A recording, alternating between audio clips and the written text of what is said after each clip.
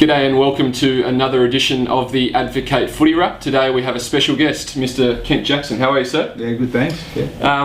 Cameron Whiteley, also joining us on the table. Good to be here, Jordan. We're talking representative footy this week. The NWFL, or the newly named NWFL, used to be NTFL, taking on the SFL down in Hobart. Kent, you've got a great record coaching NTFL rep teams. This is your 9th time. Previous to that, you've had 6 wins, a draw and a loss, I believe. So what's behind that record? Well, undoubtedly it's a good group of players. You know, we're often very humbled to see that the best players, the vast majority of the best players are jumping over themselves to represent their region. So that makes my job, they do the heavy lifting, there's no doubt about that. Who was that lost to, if you just want to... It was down south. Okay, I'm still not over it. So, so it was very disappointing to travel that far and to go out there and get a loss. There were a number of factors behind that, but ultimately I just, didn't have a good enough playing list. It was the year that the first year we went back to 6 teams. Okay. And so there was a lot of scrambling and blokes playing statewide, and so there's a lot of 2009-ish or something. It would have been around then, yeah. And so we sort of scrambled together a team, and and so we just didn't have the depth of player that we've had on the other years, and that clearly that's a big factor in winning games of football. Whether you look at the Carlton Football Club right now or the Hawthorn Football Club, clearly the quality of players, be that leadership, be that skill, be that whatever, quality of players plays a big role in winning games of footy. You just spoke about our region, proud to put on the maroon and gold jumper. The other 2 regions have in the past sometimes pulled out, not wanted to play us. What do you think separates us from them and our proud history of representative footy? I certainly think the Northwest Football League and its predecessors, the Northwest Football Union and the Northern Tasmanian Football League, while it's changed names, it's managed to have a pretty consistent leadership structure with a lot of the patrons and the administrators, the Neil Rawsons and the Paddy Martins and these people, and they are now Andrew Richardsons and Ian Wotherspoons.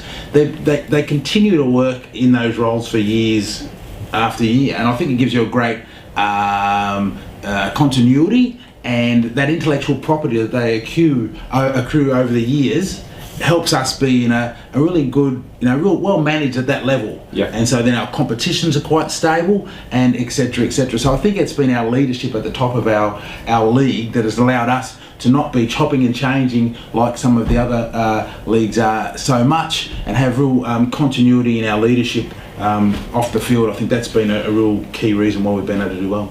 The players seem to really want to play for the jumper, like as Jordan said, more than the other regions. That obviously flows on to yourself, year after year you keep coming back to do the job. So why is that? What motivates you to do that? Well, I think if, certainly in my time growing up as a young person, but any kid that grows up on the Northwest Coast loving and playing football soon realises that the Southerners think that we've been sent up here to live, and that's where it stops and finishes. So, and everything that comes, as we know, if a concert comes, it goes to Hobart. If something comes, it goes to Hobart. So, the sporting field, I was always taught, it's a great leveller.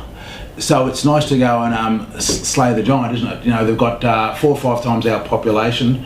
You know what I mean? All that sort of stuff. They've even got public transport down there.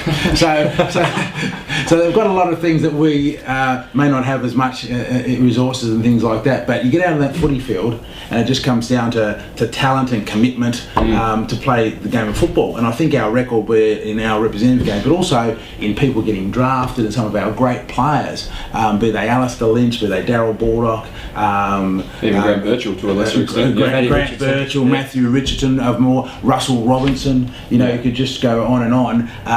We just keep producing good footballers, and lots of them. So that's something that I think Northwest football community is extremely proud of. And the 2015 model, it's just their opportunity. I mean, a Baldock did it in the 60s, and then the other, Mark Williams was talking today. He did it in the 80s, and then there were some fantastic guys, the Langmaids and the Nick Proberts and Matthew Smiths, and these people that have been great players for us. And now it's this group's turn. So it's just I just think that continuity of it's just nearly part of the culture of the coast, I think.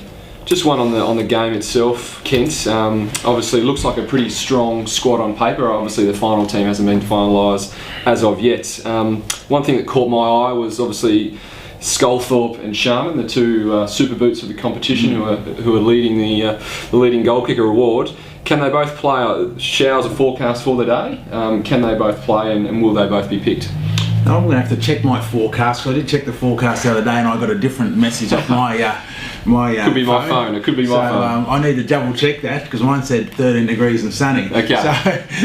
But I'll double check that. But needless to say, I mean, Scully's not a tall guy anyway. He's only the 6'1" at best, so he's not a tall player. And of course, Greg is maybe our quickest guy across the ground, over 20 metres, 30 metres. Greg's very quick, so and ultimately when you kick it down there, he's just a big man as well. So I do think they've got, they're not giants of men. They're sort of, as I say, Scully's 6 foot, so not big men in the truest sense. I think they'll be fine. And a lot of our taller players, be they the Rodmans or the Borlinis or the Jack Templetons that are in the 190s, I mean, they play like ruck rovers, so they're quite agile, aren't they? So. Just another question, just quickly on the game, and there's such a fierce rivalry between some teams, and then getting them all together, like the Penguin and the Ulverston players playing together, and other rivalries, throughout the competition. Getting them all together in the same group, is that a bit hard, or is that a bit unusual for those players to come in, especially the fact that we didn't have a representative game last year? Yeah. Look, it's an interesting. I think before you come into a representative side, somebody, or if you haven't been in it, it's understandable to have some thoughts about what's that going to be like to rub shoulders with those guys that you go to, let's say, go into battle with each other week, sort of thing. And then, but once you've experienced it once, it's just something I think you get the bug and you just want to get back. These guys that have been your mortal enemies, players have told me they've been your mortal enemies, and you hate their guts literally, and you want to rip them from limb to limb. And then all of a sudden, you look forward to catching up with them next time you play against them after you rip them from limb to limb during the 2 hours you play. But you actually look forward to catching up to them. That mutual respect, that mutual love of football, and that mutual respect that he's a guy that's worked hard on his game, similar to you have, loves the sport, and has a sense of that, I suppose, that common ground. And so some great friendships. I think that's probably we talk about wins and losses, but that aside, I think most of the players get out of it is the friendships they make with the other boys. So I think that's ultimately that lasts a lot longer than the wins and losses, I think. Well, Ken, thanks very much for joining us. We look forward to the game. I'll be heading down, looking forward to it. I'll be a spectator in the crowd. We hope. Who are you barracking for, boys? I think there's a southern flavour up here. I'm a Hobart boy, but No. I'm from Hobart, but I won't be going for the SFL, so we'll see what happens. All the best for the weekend, and thanks for coming in, Ken. No worries, boys. Cheers.